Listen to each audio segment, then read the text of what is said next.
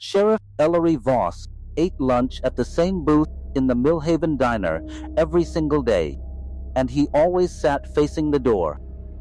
He counted his change twice before he ever put it in his pocket, even when the total was exactly right the first time. He never let his coffee cup touch the edge of the table, always an inch back, like the edge itself was something to respect.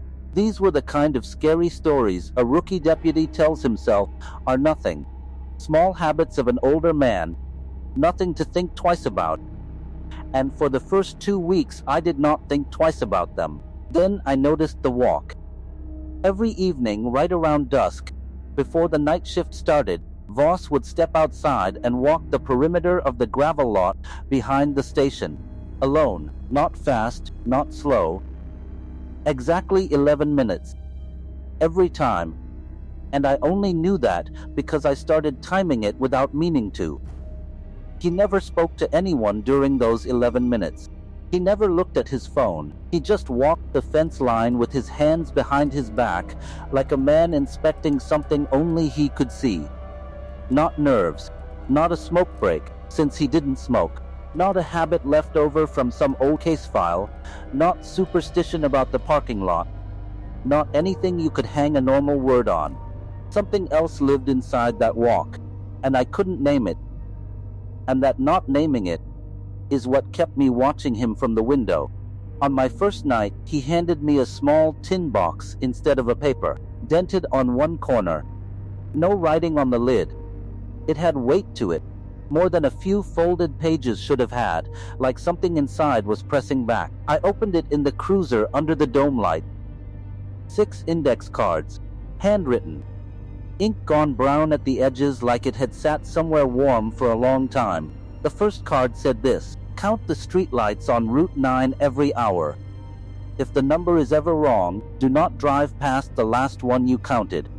I read it twice. Then I just sat there, engine idling, staring at a sentence that made no sense and somehow still made my stomach drop. Millhaven had 11,000 people and one real road in from the coast, Route 9, cutting through pine flats before it hit Main Street. Before that night, the worst thing I'd handled was a fender bender outside the feed store. I told myself the card was some rite of passage the older deputies pulled on rookies.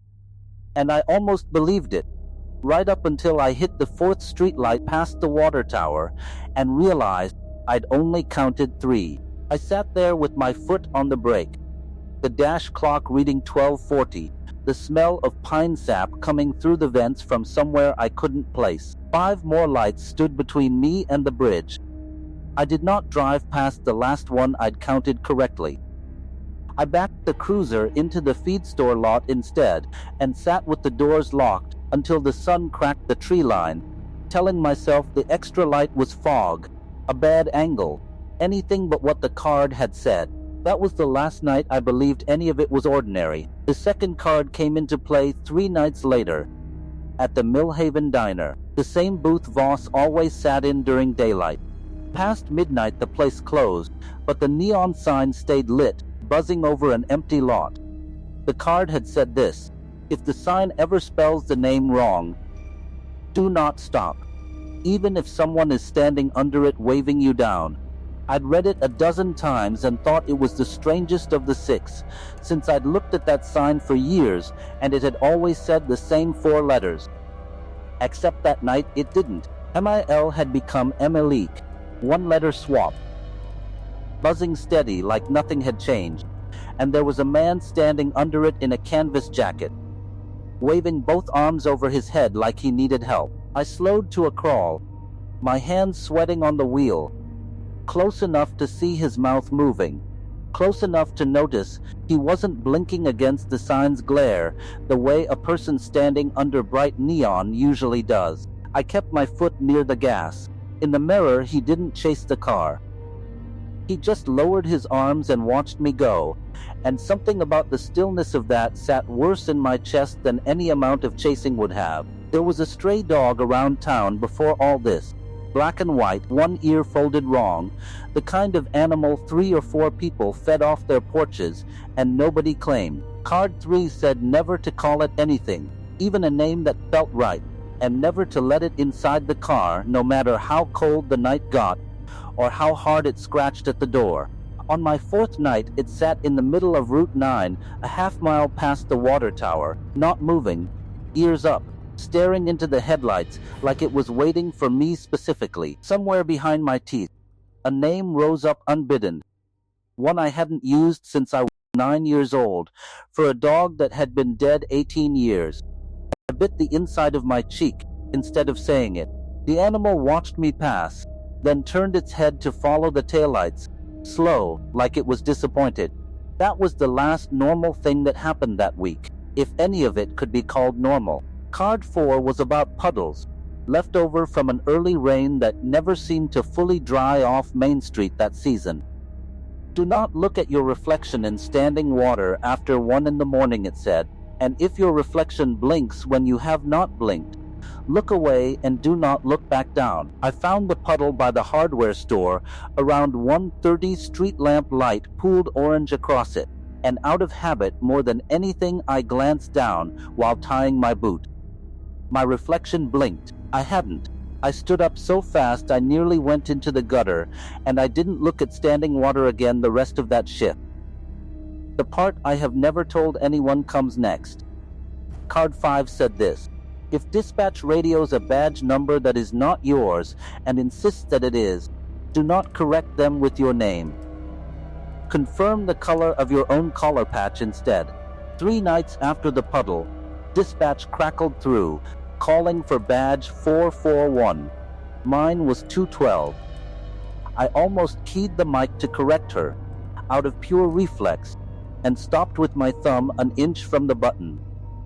Green, I said instead. My collar patch is green. There was a long pause, long enough that I thought the radio had died, and then a voice that was not the dispatcher's at all, softer, familiar in a way that made my hands go cold, said my sister's name like it was calling me by it. She had been gone 4 years. I turned the volume down until the voice disappeared, and I did not turn it back up until the sky started going gray at the edges. 6 nights in, I was so far past questioning any of it that I nearly missed the 6th card, tucked at the very bottom of the tin, the ink darker than the others. Only write in the logbook in blue ink, it read. If you ever find an entry in red, in your own handwriting, do not read it aloud, not even under your breath. I have tried to explain this. I cannot. I write in blue every night, always have. It's the only pen the department issues. On my 7th night, near the end of my shift, I opened the logbook to note my mileage and found a line already written on that day's page, in red, in handwriting that matched mine stroke for stroke, down to the way I looped the tail of my own signature. I don't remember writing it. I know I didn't write it, the same way you know your own front door when you're standing in front of it. And I still cannot make those 2 facts sit together in my head. I did not read it aloud. I closed the book, and my hands were steadier than I expected them to be, which frightened me more than shaking would have. I drove back to the station with the windows down despite the cold, needing the pine and the diesel and the wet gravel smell of something that was still, at least, real. Voss was standing by the door when I pulled in, same as every morning, and for the first time I noticed the 11-minute walk wasn't a habit he'd built for himself. It was a count. He was pacing off something, tracking a distance that meant nothing to anyone but him, the way a man measures a wound to see if it's healing or spreading. He didn't ask about my shift. He held out his hand for the tin box, and when I gave it to him, he didn't check that all 6 cards were inside. He already knew they were. He looked at me the way you look at someone you've watched go through this before. More than once, more than you'd ever admit to them. I asked him, finally, how long the 6 cards had been passed down, deputy to deputy, and who wrote them first.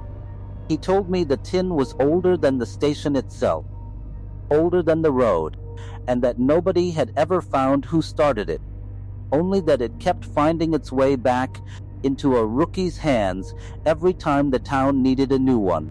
I never got an answer about the red ink. I never asked what happens if you read it. Some nights I still park at the hardware store and avoid the puddle by habit, long after the rain dried up for good. And some nights, driving home in daylight with the radio off, I catch myself counting streetlights anyway, waiting to feel that same small drop in my stomach when a number comes out wrong.